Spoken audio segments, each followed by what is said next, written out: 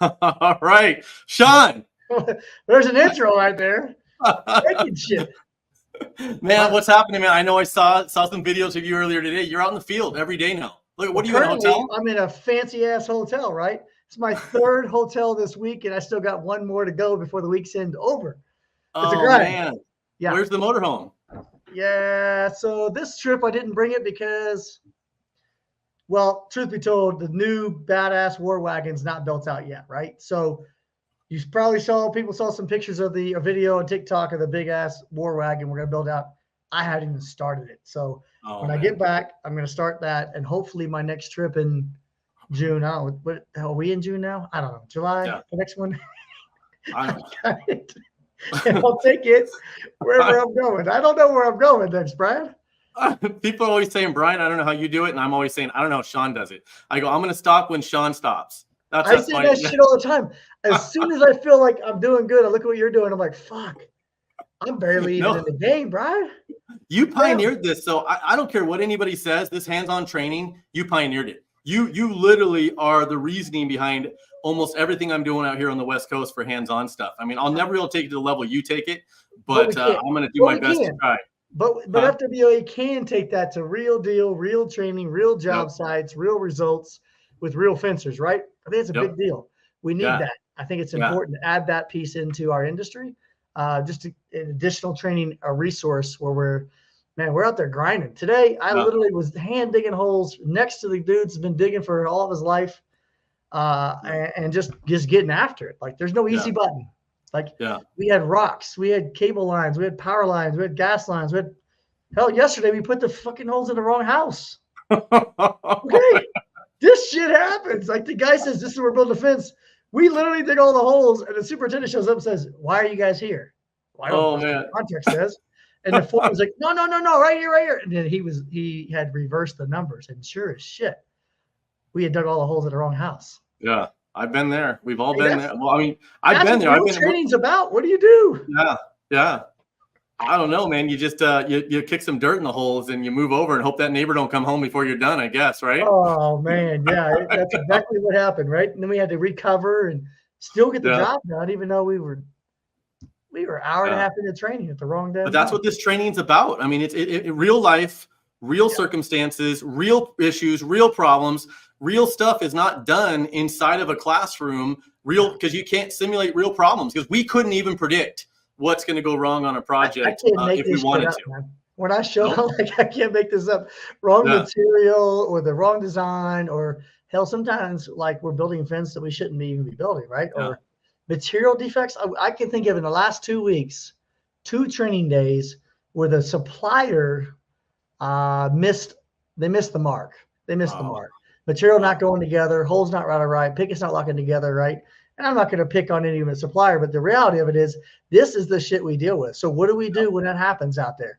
Was it ideal? No. I had to work with them like, all right, this does not fit. This is not going. Yeah. This is going to happen to you when I'm not here. Yeah. So here's a suggestion. Here's how we could probably fix it. And then the next thing we're going to do is call the supplier and say, unacceptable. Yeah. Like you can't do that to these guys again. We had some panels today where the rails wouldn't fit. And what would take 2 to 5 minutes was taking 15 to 25 minutes because it didn't fit. You add that up on 35 panels. Yep. That's a lot of money on the table that got lost because of a manufacturing tolerance defect, whatever you want to call it. Yeah. Shouldn't go together like that, right? Yeah. So end of story. And that's interesting. I mean, I know we're going to talk about antitrust stuff, but you and I chat about this all the time. We go on and on about the problems that are out there, that happened on the job before. We're doing our best to try to predict, but we can't find. We just can't. We can't find every problem that's going to happen before the crews get out there. So the training you're doing and the training I've watched you do, even before we started talking, watching your videos and stuff, before we even knew each other. It inspired me to do what we're doing out here and realizing even with the manufacturers are bringing products and stuff in for the training that we are doing in the, we have a mix of classroom with the hands-on out here. I'm like, hey, that's a great system. Let's go take it to the back and hook it up. We need more of that because, my capacity is only here. Our industry needs this much, right? Guys that have experiences. You guys have way more experience in chain link and iron. than I ever will have in my entire career. I have no dimes in that part of the world.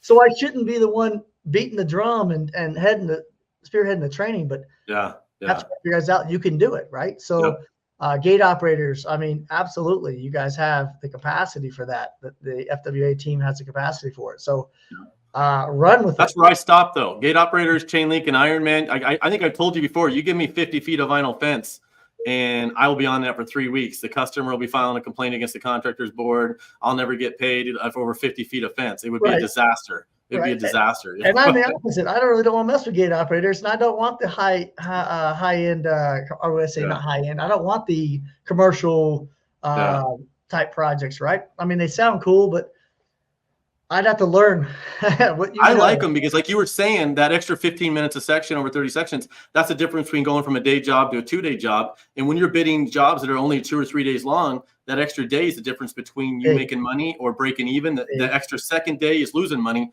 I can absorb a little bit of a hit on a larger job, if something happens. So it's tough. It's even harder on small jobs to turn a profit if anything goes wrong. So your training is huge. It's huge. Logistics are so important. There's a lot more to the residential world than just building fence. The logistics are almost just as important because of what you just said. If we miss the mark on any piece of that, you're going to take the 1-day job in 2 days and you've lost it.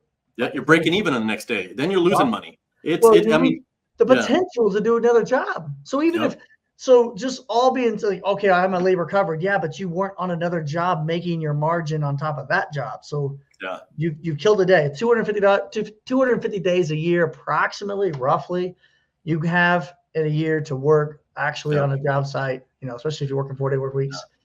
If you lose one of those, that's a big deal. You start losing 1, 2, 3, 4 a month. Add that up.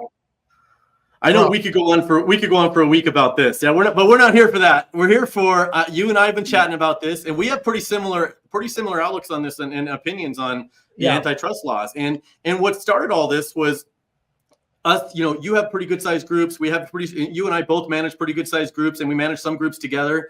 And we get a lot of people that are upset, even on Facebook and LinkedIn and these other ones when we have to delete a comment or we have to not approve comments. And we're talking about really nasty messages we'll get sometimes saying, why'd you do that? Why don't you let that through? This is not, this isn't against the law and this, blah, blah, and it just goes on and on and on. So I lost 3 or 4 hours of my life last Sunday dealing with somebody who was so pissed off because of my stance on the antitrust. And I'm like, really, this is Sunday and I'm bantering back and forth. I'm dying.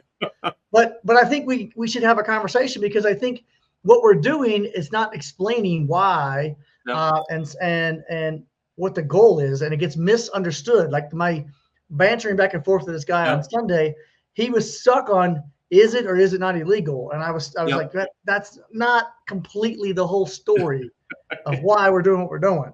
Yes and no. That's where we get into and what can be interpreted as illegal. So that's right. Which sometimes interpretation is worse than the truth.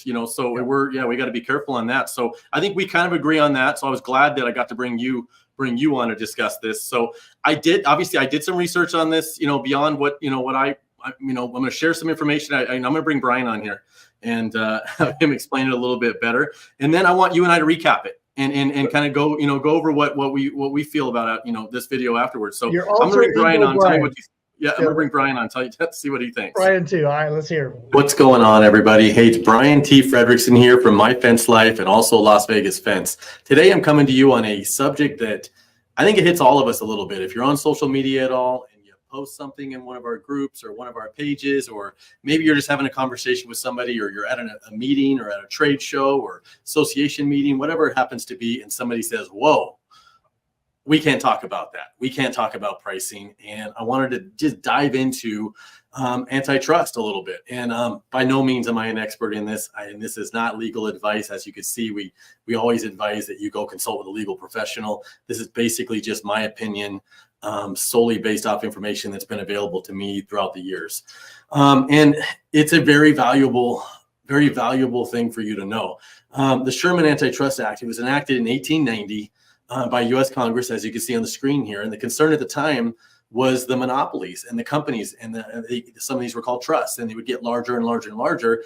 And with that kind of size comes a lot of power and a lot of resources to squash your competition, which wasn't good for our economy and for small businesses and stuff. So wanted to dive into this a little bit and explain my view on it, and why it's important that we know, and what's we know about it, and what's the issue with it. What's the issue? Why do we even worry about it?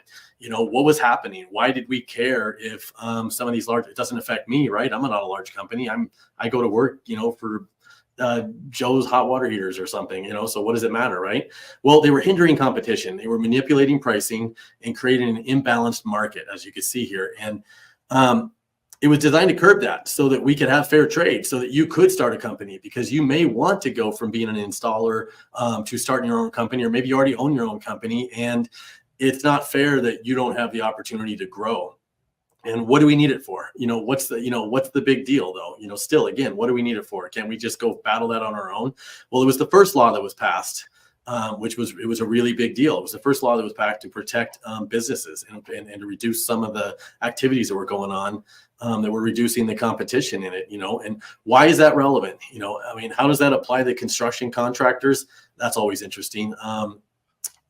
We all make a living doing this. This is what we do for a living, and we must respect. How does it apply to us? We must respect the rules of the competition.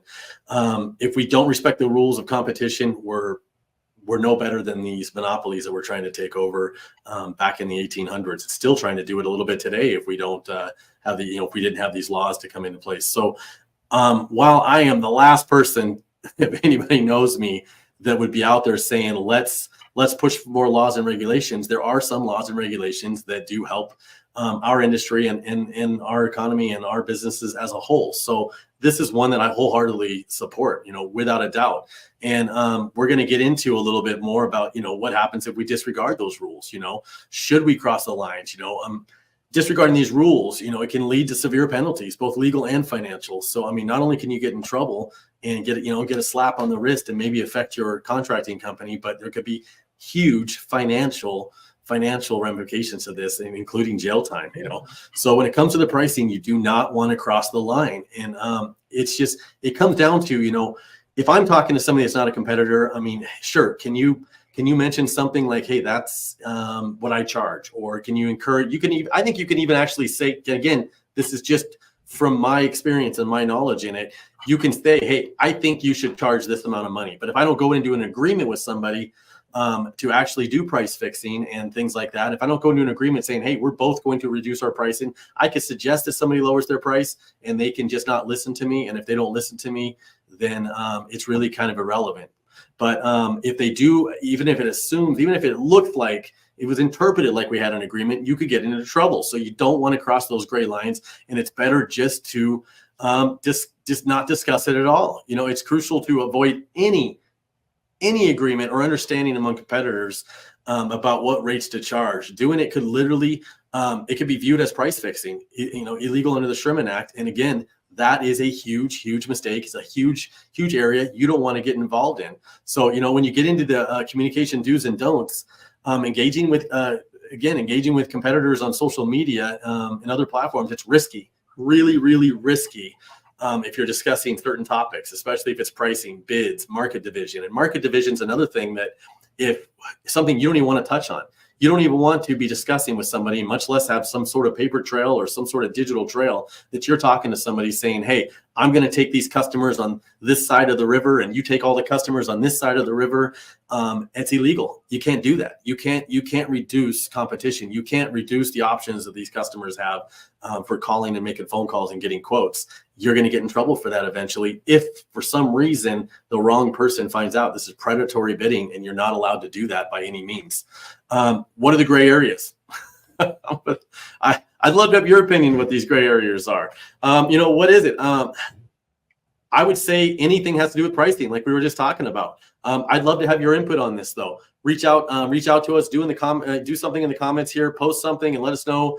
And it's generally okay, though. Not every interaction with your competitors is harmful or illegal. It's generally okay to talk to your competitors. You can even post your pricing up and things like that. It's not illegal just to do that. But activities like discussing industry standards and practices, those are legal. You can have those. You can participate in trade associations and trade shows. You can do this.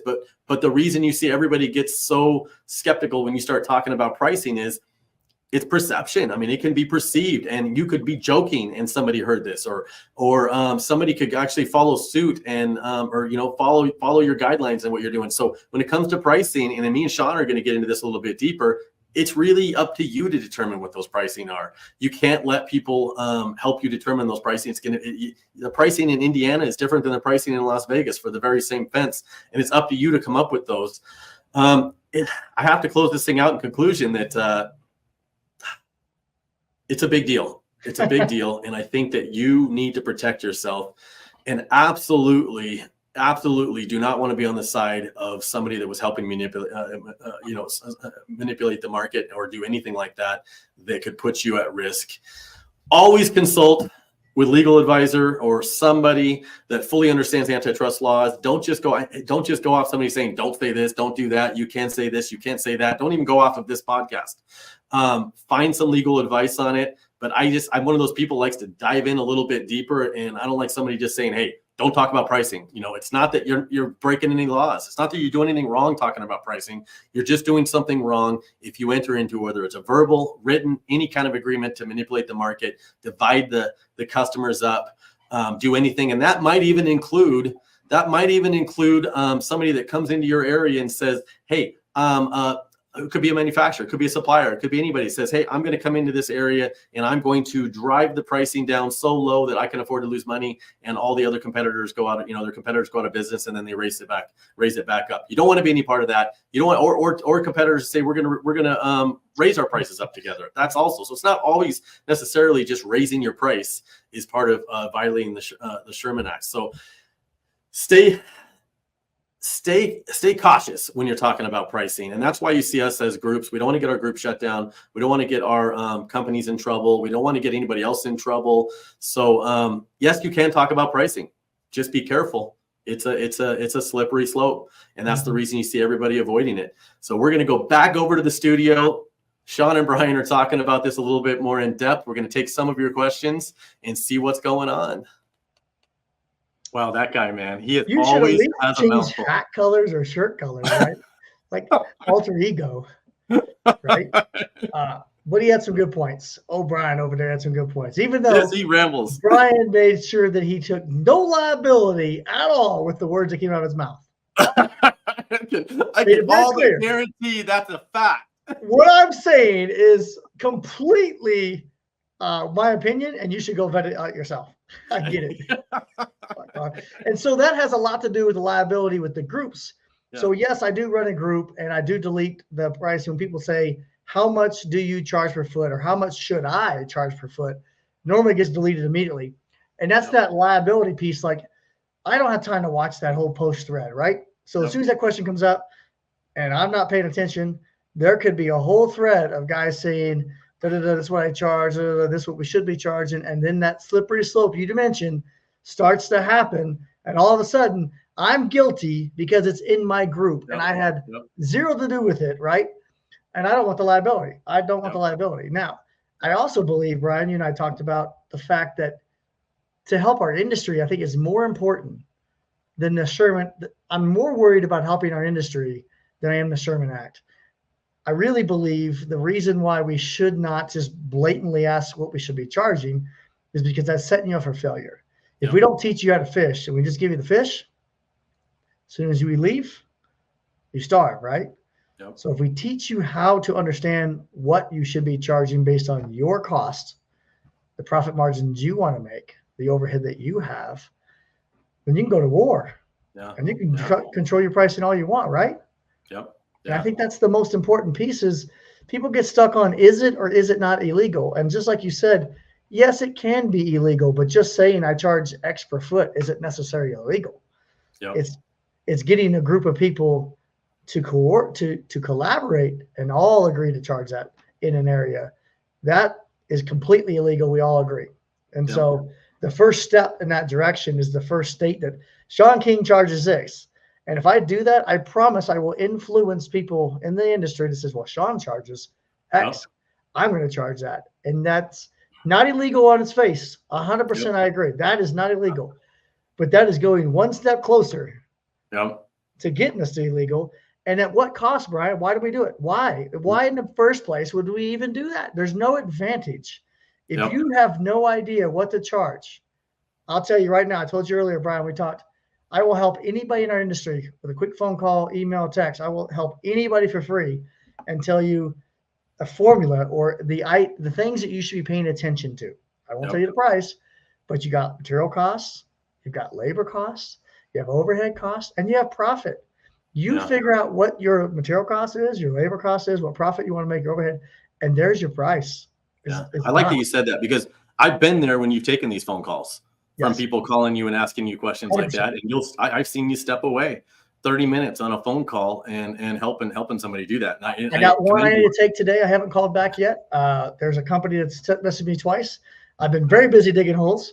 But Mrs. Fence has messaged me. There is a Mrs. Fence company out there, and they have some questions. You bet your ass I'm going to call them back. And if they ask me, how should I price? I'm going to say, these are the things you should consider. Yeah. These are the things I did not consider. The reason I wanted to do this podcast and why, obviously we were talking about it, and why it was important to me was because I think our industry has done a great job putting out more and more education, even now than has been in the past. But we've also done a great job just telling people, know your numbers. Yep. Know your numbers. Okay, we're not going to help you. You know what? No, don't take cost price. Just know your numbers. Well, some companies have no idea how to figure that out. What you're talking about. Know your numbers. Know your numbers. And we don't do a good enough job explaining them how to figure that out. And there's simple ways to do it, and there's more complex ways if you want to get more detailed. Yeah. But we got to put more information out there to somebody that just started off on how to get those numbers and how to get to those numbers. But we're quick to say, build that gate per this standard, know your numbers, do this. And then we just send them out and say, you're doing it all wrong. And I'd like to see us as a whole get to the point where, if we're going to tell somebody to know this or do that, that we should at least be able to back that up with, this is how you do it. Well, so saying something like know your numbers is kind of a cop-out bullshit answer, right? Like what value does that give to anybody? Know your numbers. Like what exactly are we trying to tell them, right? Yeah. So there's more to the story. What numbers should I watch? How should I measure those numbers? Why should I be looking at those numbers, right? So I'd be careful with, we say know your numbers, I think too much. I'm guilty of saying, I've said it. Know your numbers, but the reality, you stop and think about it. Look about a brand new fence company, and I've met several that have never built a fence. They come in our industry, they're brand new, and they hear know your numbers. What do you think that means to them? Yeah, like it's just what numbers? Yeah, Tell me what to measure. Yeah, it's almost patronizing in a way. It really is. It's like it's to the point where you don't even want to listen to that person anymore, and you feel like they're talking down to you when somebody says something like that to you, and you have no idea what they're talking about. I block it out, and maybe you do less of a good job trying to track those numbers after that, or you just say, I'm going to do it differently than that guy, and I'm just going to take the materials and labor and come up with a percentage that I mark it up. And they don't ever really get to that point where they're knowing their numbers, because they were turned off by it once we started doing it. So so I think that we got to come up with something we can tell people, this is a good formula to do it and figure it out. And it's a big difference between one truck and 3 trucks. I mean, when I'm running 6 trucks, the daily rate that I would charge for my truck is half of what I would charge if it was 3 trucks. So it's a huge difference, and you got to be able to help somebody figure that out. I think just understanding that they need to, at the basics, the 4 buckets. I've preached this for many, many years. You can make this as complicated as you want, but at the end of the day, in our industry, we have material, we have labor, we have overhead, and we have profit. So if you can just know what those numbers are going to be per job, you're going to have to figure out what you have to go buy to build Mrs. Jones' fence. What type of time it's going to take to build Mrs. Jones' fence. And then the hardest one for people to understand is that there is a thing called overhead, whether you believe it or not. 1 truck or 50 trucks. A lot of the guys at 1 truck don't see overhead. They just don't, they can't wrap their mind around it, right? 50 trucks, those guys probably understand overhead pretty well, right? But at 1 truck, it's hard to see. Even 2 trucks, it's hard to see. And most of the time, they don't understand the depth of overhead. It goes a lot deeper than a lease payment, or it goes a lot deeper than insurance costs. There's a lot of costs just to get into the game, right? Just to play the game. Things that we don't really put our finger on that add up. So So having extra money in your quote to cover overhead means that you're not taking out a profit. I hear too many guys say, cotton labor material was X. That means leftover, I made profit. And that to me makes my heart sink, because no, there's not a single company that I've ever met, Brian, that has zero overhead. Yep. Ever. Yeah. So when you say materials and labor cost is X and now I made this much profit, I'm gonna say bullshit. How do you think it's affected it? Things are different now than they were 5 years ago. And I remember I used to think I still think COVID was like last year, but it was like what, 4 or 5 years ago, right? You gotta stop using that excuse. That ship has sailed. I know, but I'm just saying, what do I mean, the labor force might be a little bit different and bringing people in, and sometimes, obviously we're rebuilding our office staff up and all that stuff. And do you think that people have as qualified of office bookkeepers and staff and people as they used to have in 2019? So, and how would that affect you knowing your numbers? Like, we may know how to get to our numbers, but we may not have people that are qualified to actually keep track of all that for you. So you think that's changing? That's changing, why there's more people that don't know? I think the other side of the token is, I also believe we demand more from our members, our team members, and we're diving further into the numbers. So the team member that was capable of doing it 4 years ago would fall short now. And then you're talking about the fact that we were finding less people than we found before that had the talent. So it's going two different directions. It's getting more complicated, or we're wanting more in-depth numbers, and we have less qualified people. So it wasn't like this. It went whoop. Yep. Opposite directions. I think there's a little bit of both happening. Yeah. That people are working elsewhere, or they're in a different industry, or not. They're not readily available in our industry, right? Yeah. And then look at where we've been the last 4 or 5 years in our industry. I can confidently say we have raised the bar in our industry as a whole, across the board, as far as people that are watching their business as a business and less as a guy who builds fence. There's more people in our industry that are looking at this as a financial, a business. Let's make some money. There's more people focused on that, which in turn means that we need higher caliber people to help manage that piece, right? Yeah. It's just not going to be a guy in a truck that pays no attention to. His goal is just build fence every day and doesn't realize if he is or is not making money. So we've done a great job in the last 4 or 5 years. Yep. I mean, look at the caliber of companies that are coming out. Like it was, I don't remember. I've been in this industry for 30 plus years. I don't remember a time where we had this caliber of fence companies across the nation. Yeah. And it's access to information. It's access to more education, more training. Yep. There's just more available, more resources. I think that's what's really driving everything up.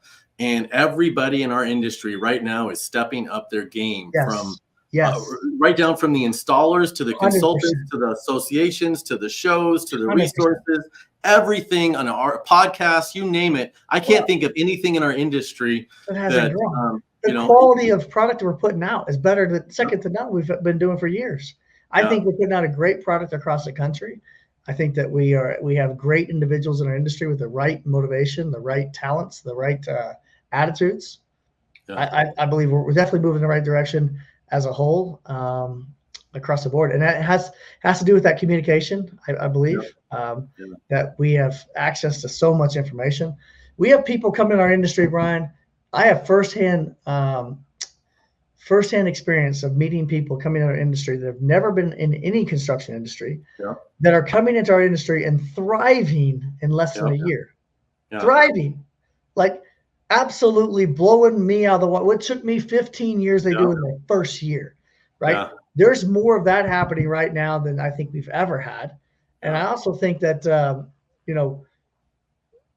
the clientele or caliber of individuals we're attracting to our industry is changing, because the fence industry looks pretty attractive, right? Yep. So if you look at this from the outside, there's a demand for fence that it will always be there.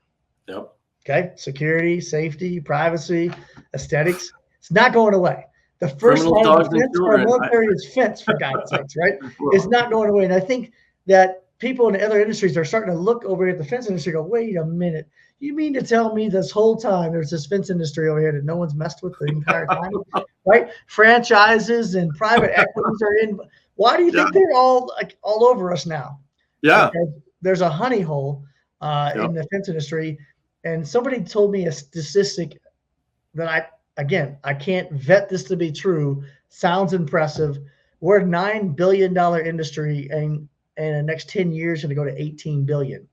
I heard it was higher. Well, but even that's doubling our size in 10 years. You think we did that in the last 50 years? Yeah. No way. No way. So we have the attention of people outside of our industry, private equity, franchises. There's multiple franchises already, and there will be more. There's conglomerates. There's guys that are putting locations everywhere. And so so the downfall of this is, if you continue running your fence business the way you always have, maybe the last 30 years, and you're one or two trucks, things might get a little more difficult for you because competition is going to get a little bit more aggressive. Does that make sense?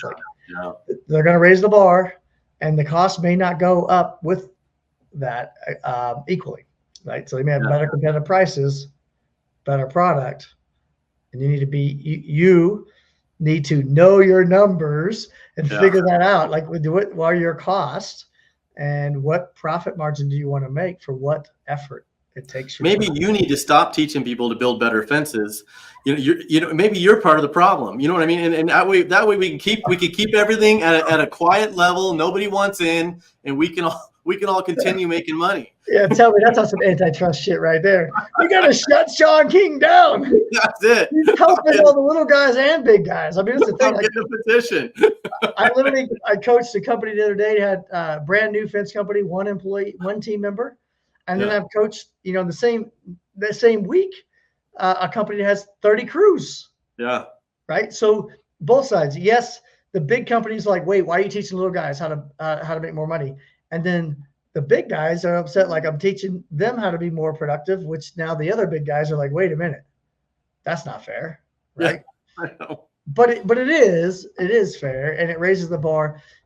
Competition is what we need, because that makes all of us better, right? So if we didn't have competition, and that's why this whole antitrust thing is so important. We need good competition. It holds all of us accountable.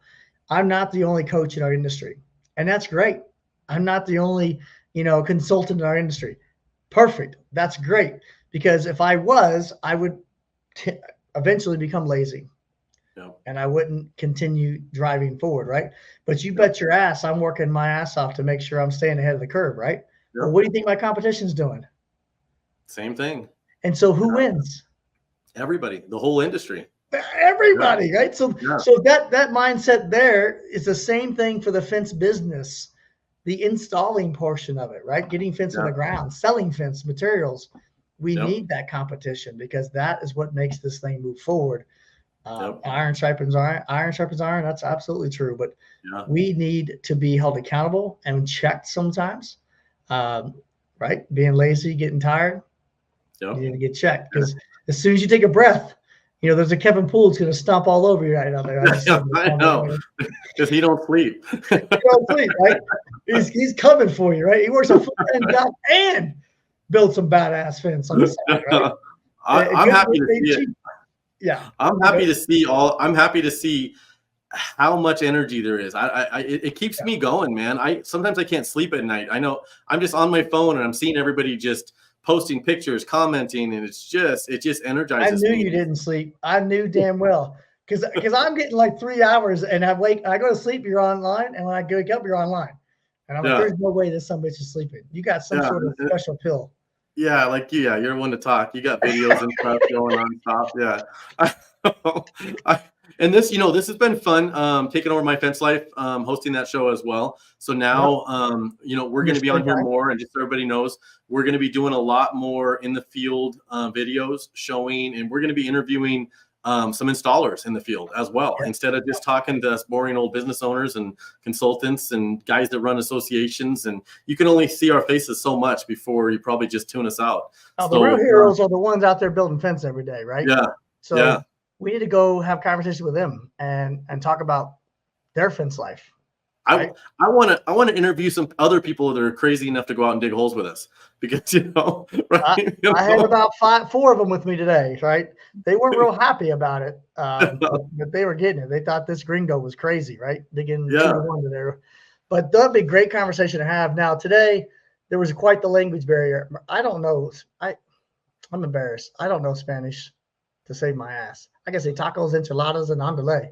Yeah, But, yeah. So there was language barrier today. I need an interpreter to interview some of these guys, because some of the guys in our industry don't speak English, but yet they have a lot of experience, a lot of talents, a lot of things to share, right?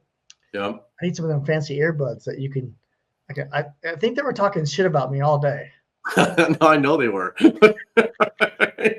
Saying Every some time you crazy walked shit. away. Oh yeah, yeah. All the They're like, chit we chat. getting done today? They said that a couple times. Like, yeah, we're getting done today. No. Yeah. Let's go. Yeah. See you tomorrow. Thanks. This shit's getting done. Yeah. I hire hell water. But I think the interviews in the field with the, the real fence life, the people that are living it and breathing it in the trenches, we need to share those stories. And we're gonna be doing something unique coming up in the next couple episodes. We're gonna be doing some live streams from your training classes as well. So that's gonna be kind of exciting, and vice versa inside of our training going on over here. So you're gonna be able to see some training going on the East and the West Coast all at the same time, popping in and out. I'm looking forward to some of that. I know I promised you I'd keep this at 30-40 minutes. So you got dinner plans, I heard. And I got to eat at some point. My wife's like, you better damn well eat, right? So, yeah. I got 10 minutes and then I got to get out, but you're right. She's like, you are eating, you are drinking, right? I feel like, Heather's not with me on this trip. I'm on my own, right? Oh man. Oh yeah. This is like, my wife just, she's flying. She just drove down to California. She's going to fly out at midnight. I think she's going to Mexico to see her mom. So I'm the same. And of course, without her here, I don't leave. It's it's the craziest thing. I'm here right now, and I'll just sit here till 8, 9 o'clock at night. So I think they keep us alive. We got something wrong with us, I'm sure. We were bitten with the fit. What are you gonna do with all this free time? I got a lot of shit I can go do. I'm gonna call Sean. I'm gonna make some videos. So last night I spent like an hour and a half or 2 hours sitting on a balcony, and I dreamed up a complete new way of how to build aluminum gates, vinyl gates, and wood gates. And we already have Instagates, and I'm like, yeah, scrap all that shit. What if we do da-da-da? What if, oh my God, what if, and I'm throwing on a napkin and I'm thinking to myself, like, that's not right, is it? I called my office and I told Al, like, what I want to do. He's like, are you fucking kidding me? I haven't even finished the last one you talked about. Like, yeah, scrap all that shit. Here's what we need to do. We don't have a solution for that. I know, but we can get that. We get this, buy this machine, boom, boom. That's what I researched aluminum welders a couple nights ago. Keep in mind, I've never done an aluminum fence in my life, but I think one, right? So we don't do aluminum, we do steel, right? So I researched aluminum welders all night long, and then when I got back to the shop the next day, I started talking to our welder, and I wanted to drill him. Hey, you think you could weld some? I have no reason to do this, right? I'm like, so what do you think of this? I even printed it out. What do you think of this welder, this aluminum to the MIG welder? That's so funny, because I did the same damn thing about 3 weeks ago. I mean, when we got to buy an aluminum welder for us, like for the kits, right? So I don't know shit about this. I asked my welder which one, and of course he tells me the one. It's like 15 grand. I'm like, bro, we don't need a $15,000 welder for what we're gonna do. But that's the coolest looking welding I've ever seen. I mean, it's that shiny. You've seen it, right? Yeah. You see that. You watch a video and you watch that bead, and you're just going, man, I want to do that. I want to build a dune buggy rack or something. I don't know. I just want to build something out of aluminum for no reason. We literally, with the new gate design thing I was talking about last night, today I was trying to buy a Dragon 400. Like, that's what Matt Warner has, that badass machine. You feed it with pipe and it just cuts everything for you. Oh, really? Like, yeah, we need that. We need that. And my team's like, where were you going to put it? I don't know. Like, empty this shit out of the shop and you put it on the other side. Yeah. We're going to build these things for everybody. Did you see the unhinged thing that came out? It's coming. I got the box. Did you get a box? I got the box, but I'm waiting on my new box. My box went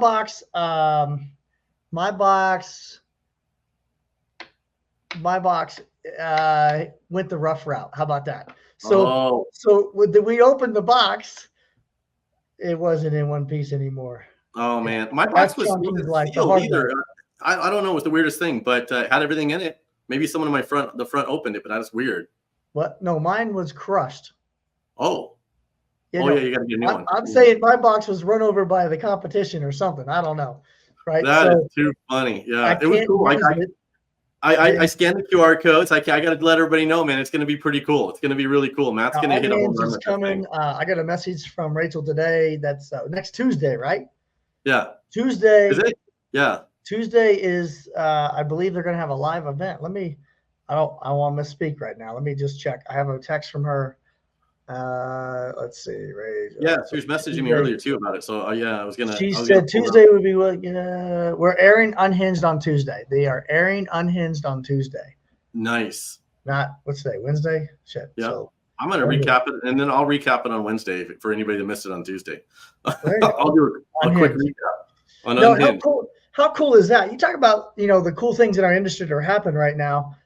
That is an awesome idea that the team at Empire, right? Matt Warner and the team and Rachel and My Salesman have come up with a way to get information to our industry delivered differently than a podcast or a magazine or Sean King screaming at you on the damn YouTube video or TikTok, right?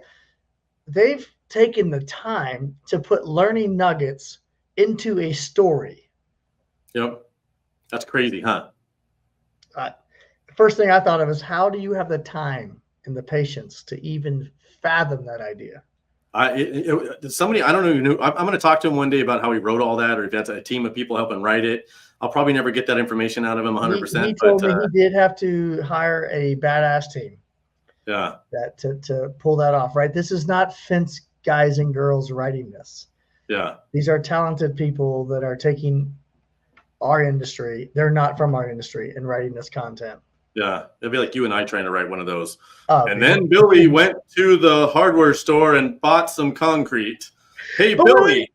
Billy, are you going to mix that concrete, Billy? And we go down a whole damn tangent. We go on and on and on. You're stuck on whether it's dry or wet. Right. It would just turn into a debate, and they'd be like, all they did was talk about pounding posts for like 30 minutes. We still don't even understand with concrete.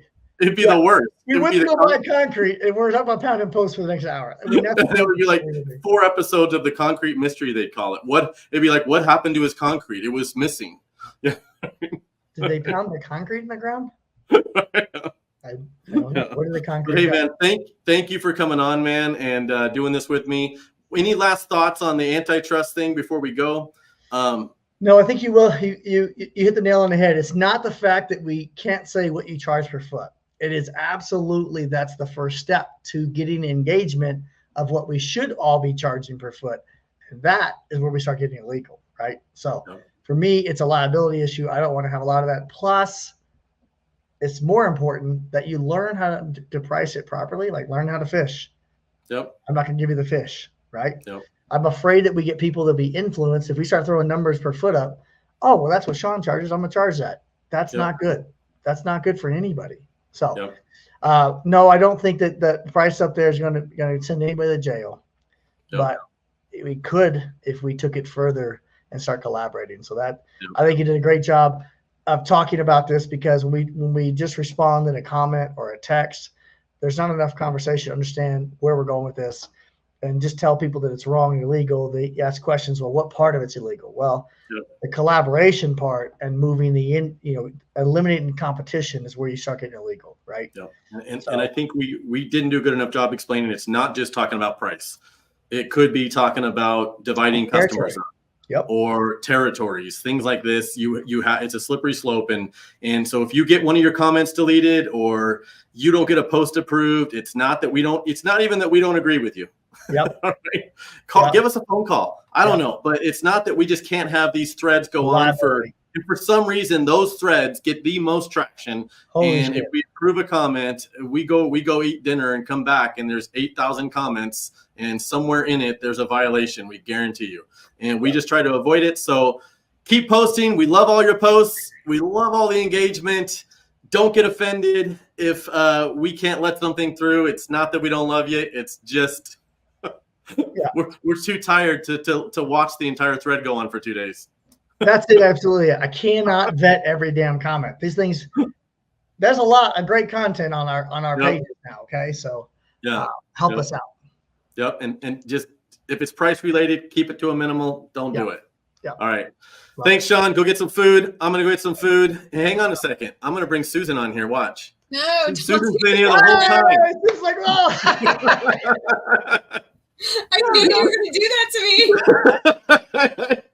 me. For everybody, say goodbye to Susan. If it wasn't for her, I wouldn't be able to pull any of this off anyway. She's been the one bringing up all the comments and connecting to all the stuff in the back end. So we will see you guys next week. Sean, get some rest. Susan, thanks. All right. Bye, guys. See ya.